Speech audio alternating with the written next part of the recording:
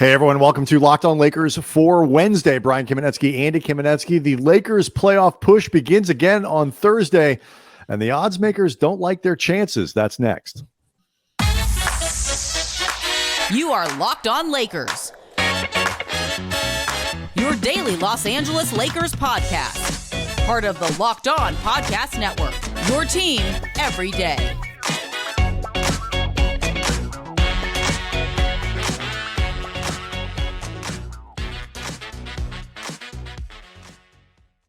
Thanks to everybody for making Locked On Lakers first listen of every day, Monday through Friday, no matter how or where you get your podcasts. It's always free. It's never behind a paywall. Locked On Lakers on YouTube is where you can go to see the show, participate in a community of over 12,000 subscribers, many of whom are on there commenting, talking to us, talking to each other. Great fan community fan base there for the Lakers, people to interact with, and we really appreciate all the support that we're getting there. We are going to a lot of really good responses to the scouting reports that we've done on the new Lakers. We got one coming up in this episode with Philip Rossman Reich, the host of Locked On Magic. We'll be talking about Mo Bamba. Andy, you did that, had that conversation with him. So that'll be in our second segment. So we'll get to that really quickly. But first, Andy, we talked on Tuesday about how LeBron James has basically said, these 23 games, as important as any 23 that I've played in the regular season over the course of my career. He plans on suiting up for all of them, definitely kind of putting the rest of the group on notice that, it's got to go and it's got to go quick. He may have seen some of the numbers about what the mathematicians think the Lakers' chances of actually making these 23 games work are, because they are grim. Yeah, it's no secret about it. There's a reason you've had your running joke all season, Brian, about every single win being a must win, because once you start 2-10, it puts a lot in very dire perspective. I was digging through some of the playoff projections, different sites, and they vary, but none of them are particularly great for the Lakers. For example, Basketball Reference, through their metrics, the Lakers have the 8th toughest schedule remaining in the West as far as teams they're chasing. Only Minnesota has a tougher schedule. They're at 7th.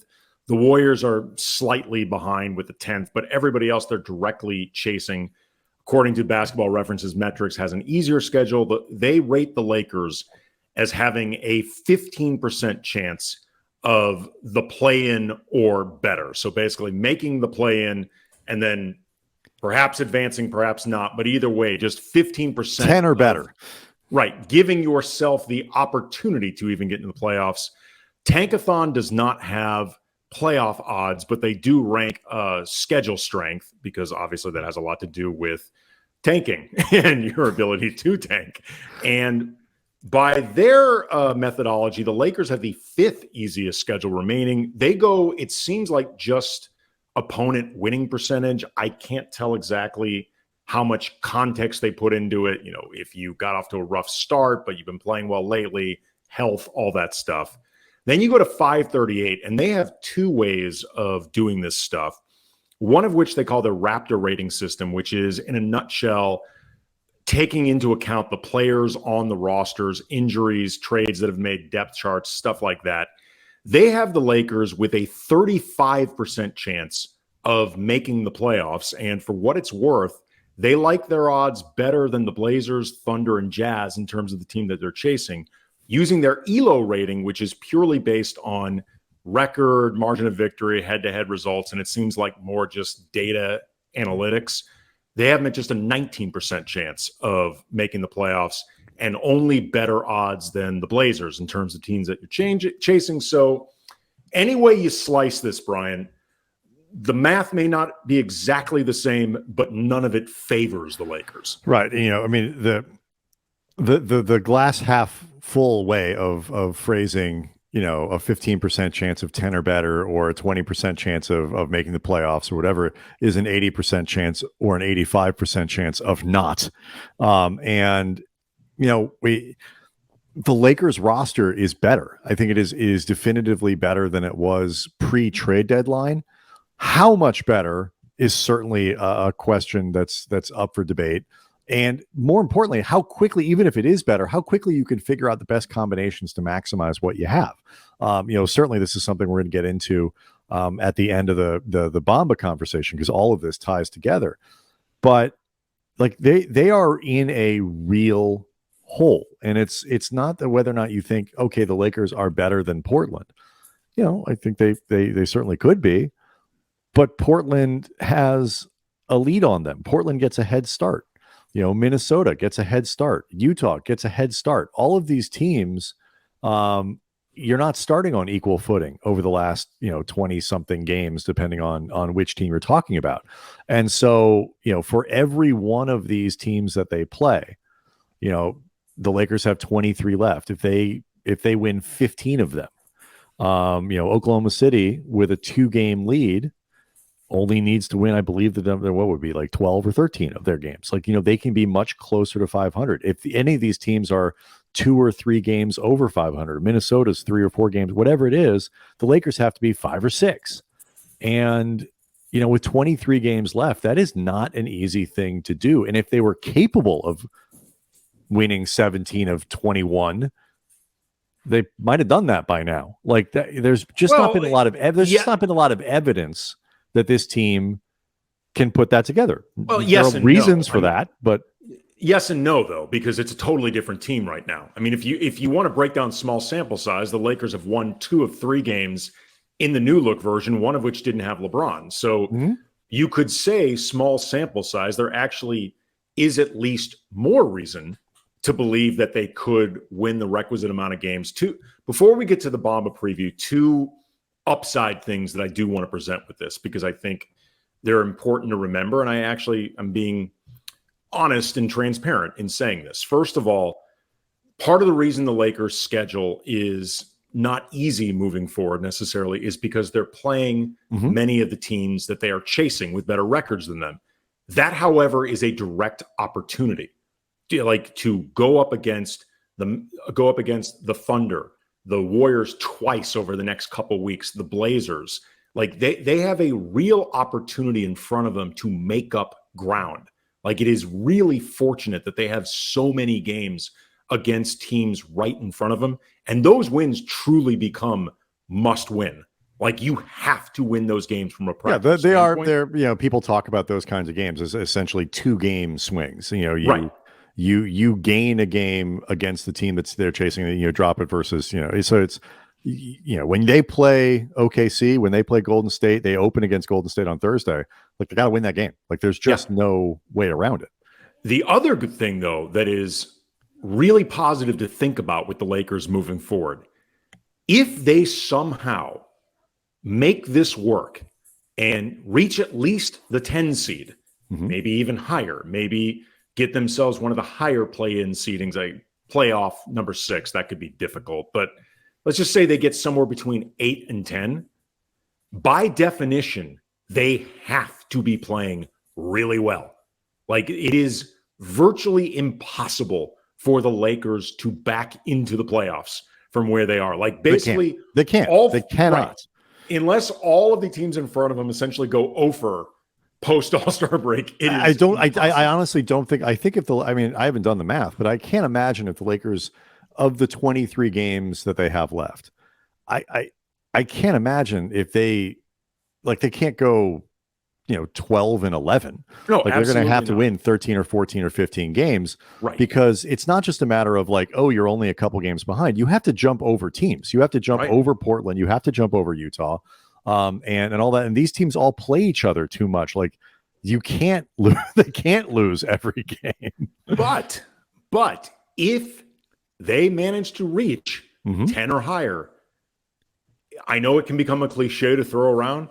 They really do become a potential 8 seed you don't want to see, because they have to be playing at a high level for this to happen. It is impossible any other way. So if you start seeing some wins coming, I don't think you should be thinking about this as a mirage. I think you should be thinking about this as something that gets you very excited. Yeah, they're like I said, and I still have them finishing in the top 10. I've not put them Me out neither. of the top 10 yet. Me neither. They have to win quickly. I don't think, you can't slump your way through the first, 4 or 5 games out of the break and then plan on winning 14 in a row to finish things up. But I don't think there's any question that teams would rather play Oklahoma City in the first round of the playoffs than LeBron and AD. Like, there's a 0% chance that teams would choose the Lakers there, even given all their problems, just because of who their frontline players are and some of the pedigree that they have. So I have not given up hope. I don't think other people should yet either. And like you say, it is a truly new and remade group. So, we'll learn pretty quick what they got going. It's just gonna be hard to maximize what they have there. And that's one of the tricky parts. And it's related, Andy, to the question of Mo Bamba. And he is one of the new guys that Darvin Ham and the coaching staff has to figure out how to get good play out of. You had a great conversation with Philip Rossman Reich of Locked On Magic, and we will bring that to everyone next. Locked On Lakers is brought to you by PrizePicks. Laker fans, if you've not signed up for PrizePicks, you are missing out on daily fantasy made easy. PrizePicks has the best NBA DFS prop game on the market. They offer more NBA props than any other DFS prop operator. They offer superstar players, bench players. Just pick 2 to 6 players and predict whether they record more or less than their PrizePicks stats projections, and you can win up to 25 times your money. And PrizePicks offers everything from baseball to women's college basketball, even disc golf. Use the award-winning app on both the App Store and Google Play. Entries can be made in 60 seconds or less. Safe, fast withdrawals. Download the PrizePicks app or go to prizepicks.com. Sign up, play daily fantasy sports. First-time users, you can receive a 100% instant deposit match up to $100 with the promo code Locked On. Again, don't forget the promo code Locked On for the instant match. If you're not playing PrizePicks, you don't know what you're missing. So joining me now to discuss all things Mo Bamba is Philip Rossman Reich, host of Locked On Magic, also a writer at Orlando Magic Daily, part of the Fansided Network. And he's clearly seen a lot of Mo Bamba and can explain exactly what happened during what appeared to be a fairly turbulent time in Orlando. Philip, how are you? I'm doing good. How are you? I want to start with like a 5,000-foot view. What either went wrong, or do you think maybe just didn't go right with Mo Bamba? I think it was a couple of things. I'm a big believer that the situation a player gets drafted to matters a ton. I think the Magic drafted Mo Bamba knowing that he was going to need some time. Like, he's still fairly skinny. Like, they knew he was going to need some time to kind of get used to the rigors of the NBA game. But I think they drafted him thinking that he was going to replace Nikola Vucevic. Entering the 2019 season, Vucevic was set to become a free agent in the offseason. It felt like the writing was on the wall. There were zero expectations for that team. And so Bamba was going to get kind of a year to understudy, and then he'd take over as the starter and be, the rim protecting, shot blocking, 3-point shooting center that everyone dreams about. But, something funny happened that season. Steve Clifford came in, brought a level of seriousness and preparation to what was not necessarily a young team. Nikola Vucevic broke out and became an all-star. And all of a sudden, the Magic found themselves within shouting range of the playoffs. And all of a sudden, development wasn't the goal. Development wasn't an end goal. For a Magic franchise that hadn't been to the playoffs in 7 years at that point since Dwight Howard left, it definitely felt like making the playoffs was really important to that group and really important to that team. And Bamba got kind of lost a little bit in the shuffle. They didn't have time to kind of wait for him to figure out the league and figure things out. And then on top of that, with 31 games left in the season, coincidentally or not, right before the Magic made a 22-9 push to make the playoffs that year, Bamba broke his leg. He suffered I believe it was a stress reaction in his leg, and missed the rest of the season. Was slowed down in that offseason, had another kind of reaction or a setback after playing a game and a half of summer league. And he just never could kind of get his footing under him after that rough start. And all of a sudden he was on a team that had playoff expectations, and there wasn't really a ton of patience to kind of let him develop and make some mistakes with a team that felt some urgency to get better or reset the whole thing. And that's eventually when Bamba got his minutes, when the team reset the whole thing. How much do you think the lack of development with Bamba also had to do with Orlando's I think at least, general struggles with team building. Like this year, actually, I think they finally have a discernible direction. But the last several years, their rosters have always felt very island of misfit toys to me. And in certain respects, how well you develop as a young player is dependent with who's around you to help you develop. Yeah, absolutely. I think that was definitely part of the problem. The Magic, again, I love Steve Clifford to death. I think he's a fantastic coach. That he is a great coach for a young team that's ready to start winning and ready to take that next step. He is not necessarily the best coach for a young player who needs to make mistakes. Like Steve Clifford views things through the prism of wins and losses, which is good. You want that. But some young guys need the ability to make mistakes, to take a step back, learn, and go out and do it again. There just wasn't that patience. And so to that point, the Magic when Bamba arrived felt like they were a team that would let him make those mistakes. And then very suddenly they couldn't afford those mistakes anymore. They needed those minutes to be successful. They needed those minutes to have some consistency from them. And Bamba couldn't provide that. And so you had not only kind of this transition from a team that was struggling to win to a team that suddenly expected to make the playoffs, you still had a new front office that was getting its hooks into the team, letting things kind of play out. And figuring out what kind of team they wanted to be. And that's kind of the environment Bamba came into. And, he really struggled to find his place and not only just contribute to the team, but develop personally. And then, health matters. Like he struggled with injuries. I talked about the foot injury, the leg injury that he had his rookie year. When the league came back from the pandemic break, he got COVID during the break and actually, had to sit out a little bit when guys were starting to gear back up. I think he had either a false positive when they entered the bubble, or he had some type of issue when they entered the bubble where he was delayed getting back into practice with the team once they arrived at Disney. And then just throughout that offseason, he said that, he was having some kind of long COVID issue, even some long COVID issues. Now he would say those are gone now. I don't think that's a concern, but he was struggling to kind of build up his conditioning even into the start of the 2022 season, or start of the 2021 season, excuse me. And it's just been kind of one hurdle placed in front of the other, both organizationally, both health-wise, and then just, at a certain point, you turn your attention to other guys. What would you say are his strengths and weaknesses offensively? He is a really solid pick and pop shooter. I think that's the biggest benefit he gives you. There are obviously a lot more centers who can shoot threes now, but he does a really good job kind of spotting up on that 3-point line. And he's a fairly reliable 3-point shooter. The numbers I think would suggest that. The joke here in Orlando is Orlando needs shooting, and they traded away two of their top 3-point shooters or they let go of two of the top 3-point shooters on the team in Mo Bamba and Terrence Ross, who's now going to the Phoenix Suns. Obviously you don't depend on a lot of shooting from your center spot, but Bamba knows how to find that mid-range jumper. He knows how to find that 3-point shot. He's very capable of taking those kick out passes and making teams pay. And he'll have spark games where he will hit 3-4. I think he's had games where he's hit 5 3-pointers in the past, and he'll have those big games. What about weaknesses? Where do you think the limitations are offensively?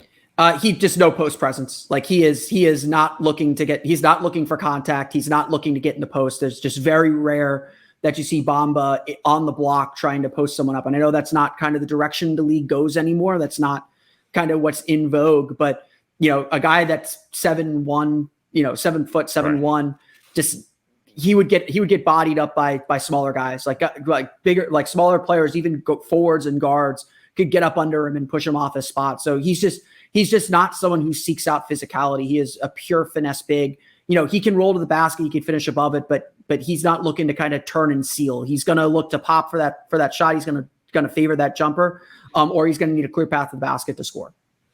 How would you rate him as a rebounder and a screener? Just because you were talking about that physicality and the finesse factor. I think he's a better screener than he gets credit for. Like his, for whatever screen assists are worth, like he usually ranks pretty high on. Well, at our network, yes, they're worth a lot. Screen assists are worth a lot. But I think that he is fine setting a kind of a regular pick and roll. He's not going to like completely block the sun out on anybody. He's not going to do any of that. And rebounding is a weakness with him. Like he's got long arms. but I think his reaction time to chase after the ball, and this is one of his problems on defense too, his reaction time is often like a tick slow. Like I often say, like, one of his problems was, it would be see, think, do, not see, do. I would always say about Mo Bamba, I'd rather him commit to a mistake than not do anything at all. Like not doing anything is the mistake. And that's kind of his problem defensively at times on rotations and kind of seeing the floor. Like he can block a shot and he'll put up a good defensive field goal percentage, but teams will go after him because he will make those mistakes and they'll be able to get by him into the basket. So, there's a for as much as he's promises as a rim protector and he could block shots and he will get some blocks just based off his size. The other parts of the defensive game just never came around. And that's why the Magic just came not to rely on him as much. And look, Bamba will still have great defensive moments. Like, I don't want to characterize him as just a complete nothing defensively. Like you see all the flashes of why he was, the fourth rated prospect out of his high school class in 2017, why he was considered a top pick and a top prospect in that draft. Like draft night, the Magic thought they were getting the center of their future. And, especially a center that was kind of trending in the direction that centers have been trending for a while now.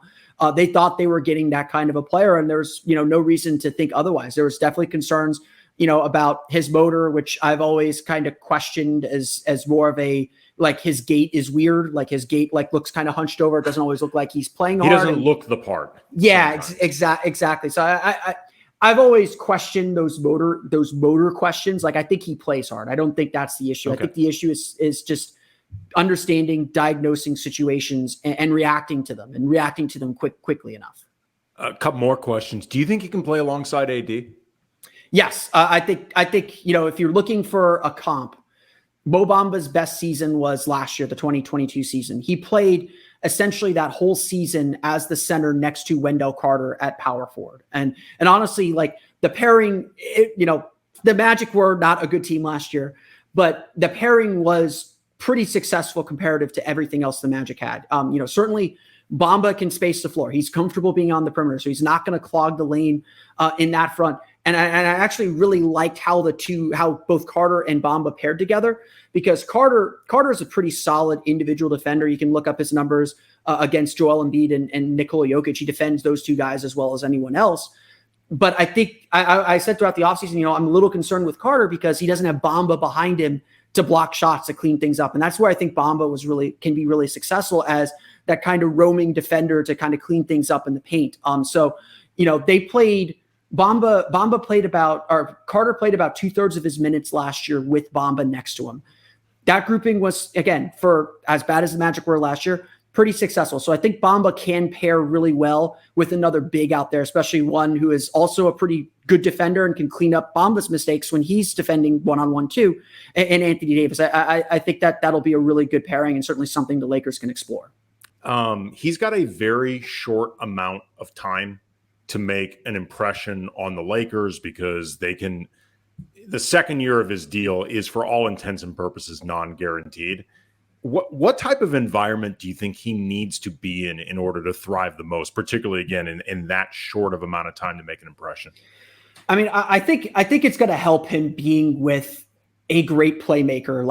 LeBron James helps everybody, and an elite playmaker obviously is going to get him easier shots, going to get him better looks from the perimeter, probably get him more space to roll to the basket than the Magic could provide. Because, not that the Lakers have a ton of shooting either, but, Orlando has always been so devoid of shooting that teams clog that paint up and really make it hard for any big to operate. Now, again, the Lakers don't have great shooting either, but they have Anthony Davis to draw attention. They have LeBron James to draw attention. So there's going to be more space for someone like Bamba to get his shot off, to really kind of carve a role and to make his presence known.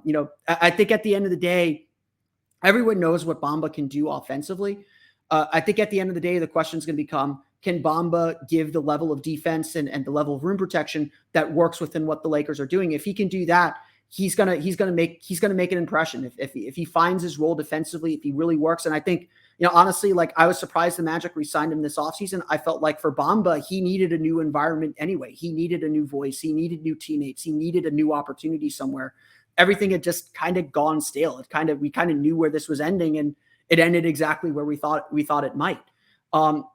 It's a really good opportunity, I think, and there's going to be players there that will help him accentuate his strengths and probably hide some of his weaknesses in a way that Orlando couldn't.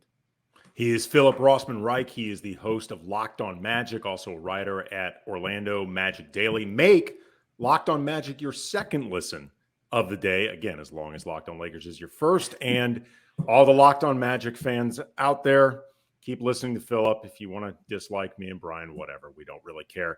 Appreciate the time, man. Thank you very much. Locked On Lakers brought to you by Built Bar. If you're looking for a delicious treat, but you don't want the fat and calories, you got to try Built Bar. We just got through the holidays, President's Day weekend. That's a big eating weekend. If you're like a Taft fan, I know my goal was to eat healthier this year. And if you're like me, you want to eat healthier, you don't want to compromise taste. And I got the thing for you. It's Built Bars. With Built, healthy is actually tasty. Seriously, they are so delicious. You won't even think that they're good for you. You just eat them and you get the benefits unconsciously, and they are perfect for continuing your New Year's resolution as you enter the third month of the year. So what makes Built Bars so good? For starters, they're covered in 100% real chocolate. That's a great place to start right there. Real chocolate, 100%. And the flavors, churro, peanut butter brownie, coconut almond. I have no idea how they do it, but the bars they taste like a candy bar, and they still maintain amazing macros, like 130 calories, 4 grams of sugar, 17 grams of protein. And now you don't even have to wait to get around to get a box. For years, we've been talking about you got to order them at built.com, and you can still do that. But now you can get them at your local Walmart or Sam's Club. That's right. Head to your nearest Walmart, walk to the pharmacy section, grab yourself a box of Built Bars right there. Boom, you got them. And of all the flavors, brownie batter, churro, and you can thank me later. Do want to let people know, Andy, a quick reminder that today's episode is brought to you by Prize Picks. First-time users can receive a 100% instant deposit match up to $100 with the promo code Locked On. That's prizepicks.com, promo code Locked On. To me, the thing that I thought was most interesting about your conversation with Philip, and again, thanks to Philip Rossman-Reich for joining the show. Go check out Locked On Magic. Also, really quickly, you can follow Philip on Twitter at Philip with one L, RR_OMD. That's for Orlando Magic Daily that he writes with it as well. So great places to check out Philip's work. So it was like this idea of fit, and like when you talked about how he can play next to AD and whether or not that works, and context is so important with these guys, because the context he talked about of being drafted really high, and then the context of like the team kind of changing while he was gone for a long time with injuries, just not on the floor, and things change really quick. And, he's not a perfect player, but if you're looking for a guy to fill a role as a backup center, you want that guy to be able to play with Anthony Davis. And he's certainly not going to be somebody who clogs up the paint for AD. He can help spread the floor that way, provide a little bit of secondary rim protection there as well. He doesn't like going in the paint offensively. Nope. Neither do I. I understand, granted he's 7 feet tall and I'm 5'9", but still, and so he, like, for example, there was talk, like, would you give up the picks for Jakob Poeltl, for example? Poeltl is a significantly better player than Mo Bamba. But when you do like the cost benefit and the fit stuff with AD, I'm not sure he would match up, at least certainly not offensively, in a way that made sense. And so it's like sometimes the better player isn't the better fit. And the Lakers really need to focus on fit going forward, not just certainly this year, but definitely as they try to construct a roster for next year too. Yeah, I mean, that was one of the reasons we talked about this before, that I thought this move made sense for the Lakers, but also why even before they started making trades that brought in Bamba or brought in Jared Vanderbilt, that Thomas Bryant's role was in danger of shrinking, so much so that Bryant had actually requested a trade. And Thomas Bryant in a reduced role with the Lakers, particularly the Lakers that have AD available, plus Rui Hachimura on board, D'Angelo Russell there, Malik Beasley there. All of a sudden, Thomas Bryant's scoring becomes less of a thing. And in a reduced role, Mo Bamba can do the exact same shooting from outside that Thomas Bryant does. He's not as good of an offensive player overall, but in a reduced role, the gap between Bamba and Bryant offensively is smaller, much smaller than the gap between Bamba and Bryant defensively, where I think Bamba actually will be called upon to do everything he can do. So it makes a lot of sense. And as much as Philip pointed out the flaws in Bamba defensively, he's better than Bryant. And, Thomas Bryant, works hard. I don't think it was lack of attention. I don't think it was lack of effort. He's just not good at it. And he was really bad. Like, he was bad by the eye test. He was bad by analytics and all this other stuff. And Bamba, for all of his flaws on that side of the ball, as a sort of a positional defender, as a scheme defender, whatever, still provides very solid rim protection. And Bryant did. And the Lakers needed that. And so now you have a guy who does two things. So this is where I'm kind of fascinated by all the new guys is how do you figure out a way to mask what they do poorly and maximize what they do well? And usually you have training camp and the first 20 games to kind of work through that process. Because all of these guys have issues. Vanderbilt, has offensive stuff and can't stretch the floor. Can you play him next to AD? Well, they tried it, and it looked good at times and problematic at others. Beasley and Russell is a very potent potential offensive backcourt where you got to figure out how to cover up their defensive flaws. Well, maybe you can do that by playing Vanderbilt, which and you're not going to find anything perfect, but they have. They have options and they have the ability to try. You just hope they can find enough of a combination over these last 23. The other thing, I really hope Bamba works out well enough that they want to keep him around, because that $10 million next year or whatever he's going to make will come in really handy if they, you get a deadline deal or you want to construct something else or whatever. Part of what I love about the moves that they made at the deadline, Andy, is just, look, D'Angelo Russell's going to get paid 23 next year, and you've got 16 with Beasley and 10 with Bamba and 5 or whatever it is with Vanderbilt. And all of a sudden you have an actual roster and whatever salaries. Rui Hachimura ends up making, if 8 or 9 or whatever it is. Sure. I mean, it's not a cheap roster and it's not the best roster, but it's much more coherent and cohesive, not just from an on-court product, but from a spreadsheet, and that stuff really matters.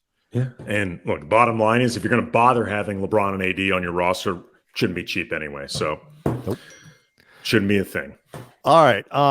Once again, thanks to Philip Rossman Reich for joining the show. Locked on Lakers on YouTube is where you can go to see the thing. Thursday, man, the games start again. The Lakers got to hit the ground running. We will get everybody ready for Thursday's game against the Warriors and the rest of the season. Whew. Stretch run. Here we go. See everyone next time.